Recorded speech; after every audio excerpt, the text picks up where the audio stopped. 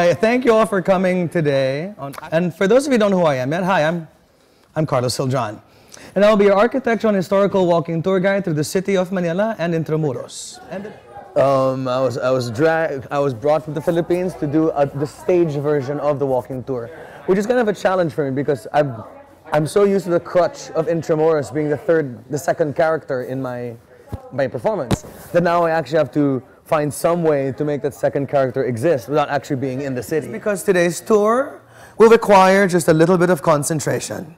Because today's tour will be more of a theatrical one than a physical one.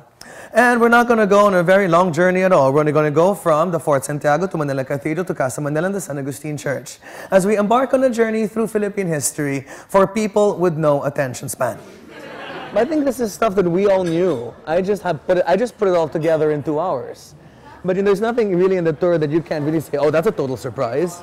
Like every Filipino, it's like something in the back of their head. They always knew this. So what I do is I just try to bring it out to the fore. Colony. So we never had representation in the Spanish Cortes.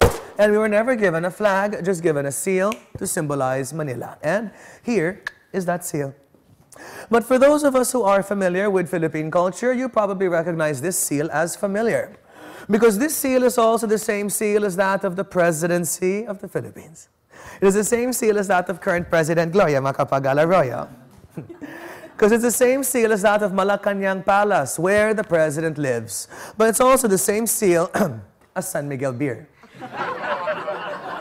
If that's why it looks really familiar to all of you Filipinos. Right? Reading books by Lunining Aira, Nick Joaquin, a lot of Nick Joaquin. When I was growing up in the 70s and 80s, there was all these coffee table books on Philippine heritage. And there's also the Philocor Library Philippine Heritage series. And these are the books that I grew up in, sort of post-Marcos era. And a lot of the stuff also was done through personal interviews. Like my World War II part. Like most of the accounts that I give there are actually personal accounts. There's some terrible miscalculations done on the part of dear old General Douglas MacArthur. Now, we're all familiar with General Douglas MacArthur, aren't we? What were the general's famous words again? I shall return. Who said I'll be back? Uy, I heard you. That's from Terminator. The governor said that, not the general. The general said, I shall return. But if we analyze that sentence, General, you wouldn't need to return if you didn't leave to begin with. Because really, a lot of American military historians truly believe that MacArthur was sleeping on the job on December 8, 1941, and that's how he lost Manila. Just a deeper appreciation for being Filipino. I mean, it's just so easy to beat us up. Other countries do it. We do it to ourselves. I mean, what I try to do is just show them that there's something a bit more interesting beyond the surface of what you see. Right? I mean, we don't have much of a public relations program when it comes to our identity.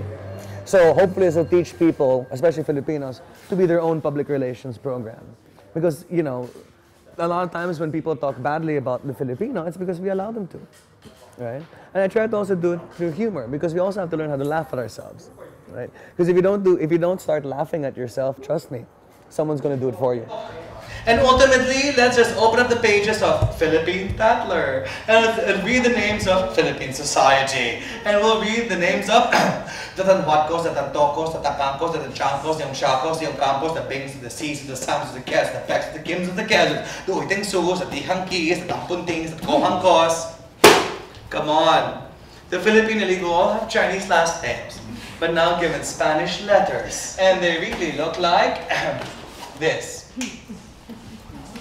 Now, here's a wonderful photograph of the Filipino upper class of the late 19th century. And the anthropologists from Germany who took this photograph put a classification underneath them so we know who they think they are. And here, as you can see, it says, una familia mestiza española. A Spanish mestizo family. Spanish. Who looks Spanish in this picture? Well, thank you to Kapisanan and the entire Council of the Arts and Kilusan for coming over and having me here. And thank you all for coming, and I hope I've enlightened you all just a little bit about the enigma that is the very misunderstood city of Manila, and I please hope that we use this education to improve the image of the Philippine capital city. Because I really believe that, hey, if you can't change the way that Manila looks, try changing the way that you look at Manila first. Hope to see you guys again at another tour.